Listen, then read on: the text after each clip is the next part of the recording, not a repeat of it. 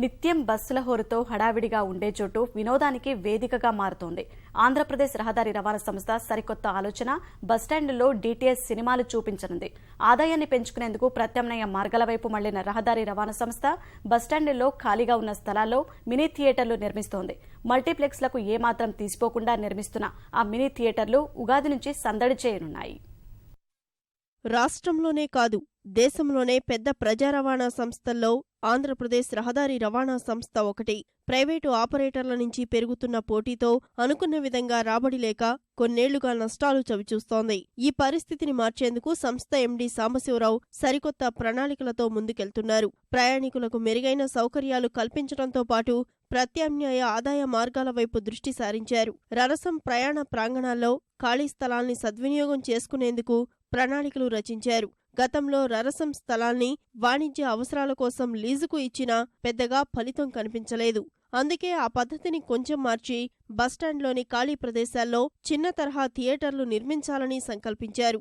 అయితే ఆర్థికంగా రరసంకి వెసులుబాటు లేకపోవడం వల్ల ప్రైవేటు సంస్థలను ఆహ్వానించింది. ప్రయోగాత్మకంగా విజయవాడ పండిట్ నెహ్రూ బస్టాండ్లో 2 మినీ థియేటర్లు నిర్మించేందుకు వైస్క్రీన్స్ గ్రూప్ సంస్థతో 4 నెలల క్రితం ఒప్పందం కుదిరింది. నిర్మాణ పనులు ప్రస్తుతం తుదిదశకు చేరుకున్నాయి. రరసం స్థలాన్ని వాడుకున్నందుకు నెలకు 3,20,000 రూపాయలను వైస్క్రీన్స్ గ్రూప్ అద్దె చెల్లించనుంది. ప్రస్తుతం పండిట్ నెహ్రూ బస్టాండ్లో మెరుగైన సౌకర్యాలు కల్పించారు. ఆధునిక తరహాలో ప్లాట్ఫామ్లు, విమానాశ్రయాల మాదిరిగా సీటింగ్, ప్రయాణికుల సమాచార కేంద్రాలు, కొత్త మరుగుదొడ్లు నిర్మించారు. థియేటర్లతో పాటు అన్ని ప్రధాన బస్టాండుల్లో మందుల దుకాణాలు, రోగ నిర్ధారణ కేంద్రాలు కూడా ఏర్పాటు చేయాలని ఉన్నతాధికారులు నిర్ణయించారు. తద్వారా రరసం ఆదాయం రానున్న కాలంలో గణనీయంగా పెరగనుందని అధికారులు అభిప్రాయపడుతున్నారు. Too many legs of journey ఉండకూడదన్న ఉద్దేశంతో అదేవిధంగా సినిమా థియేటర్స్ కూడా పెడుతున్నాం కాబట్టి more of entertainment centre and ప్రజలకి కావాల్సిన సౌకర్యాలు ఒకచోటు ఉన్నాయి అనేటువంటి కాన్సెప్ట్తో మేము ముందుకెళ్తున్నాం. దానివల్ల మాకు నాన్ ట్రాఫిక్ రెవెన్యూ కూడా జనరేట్ అవడానికి అవసరం. ఆల్రెడీ ఒక 4-5 గ్రూప్ మమ్మల్ని అప్రోచ్ అయ్యారు. 100 థియేటర్స్ ఒక 6 months లోపల నిర్దేశం కనుక వస్తే ఒక ప్లాన్ అంటూ వస్తే విల్ టేక్ ఇట్ ఫార్వర్డ్. ప్రస్తుతం నెహ్రూ బస్టాండ్లో 2 థియేటర్లు నిర్మిస్తున్నారు. ఒక్కో థియేటర్లో 130 సీట్లు ఏర్పాటు చేస్తున్నారు. విడుదలయ్యే ప్రతి కొత్త సినిమా ఈ థియేటర్లలో ప్రదర్శించేలా ఏర్పాట్లు చేస్తున్నారు. ఇక్కడ థియేటర్తో పాటు ఫుడ్ కోర్ట్, చిన్నపాటి షాపింగ్ సెంటర్ కూడా ఏర్పాటు కానుంది.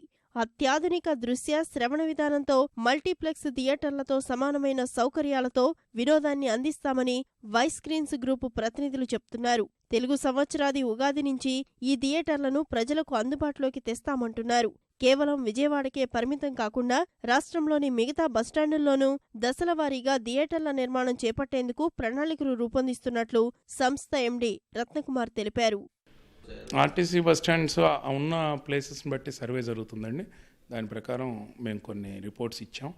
ఆర్టీసీ బస్టాండ్స్ అనేవి కొన్ని మాత్రమే మాకు వైబిలిటీలో తీసుకుంటున్నాం. మిగతావన్నీ కూడా ప్రైవేట్గా ప్రతి మండల హెడ్ క్వార్టర్లో, అంటే మనకి గ్రామీణానికి ఒక నూతన విధానాన్ని మేము అందజేయబోతున్నాం. ఆర్టీసీ బస్టాండ్లను వినోద కేంద్రాలుగా మార్చే క్రమంలో తొలి అడుగు పడింది. విజయవాడ పండిట్ నెహ్రూ బస్టాండ్లో ఏర్పాటు చేస్తున్నటువంటి డిజిటల్ స్క్రీన్ థియేటర్ మార్చి నెలకల్లా పూర్తి చేసేందుకు నిర్వాహకులు ఏర్పాట్లు చేస్తున్నారు. త్వరలో అన్ని బస్టాండ్లోనూ ఇలాంటి వినోద కేంద్రాలు ఏర్పాటు చేసేందుకు సమాయత్తమవుతున్నారు. కెమెరామెన్ శ్రీనివాస్తో పూర్ణచంద్రశేఖర్, ఈటీవీ న్యూస్, విజయవాడ.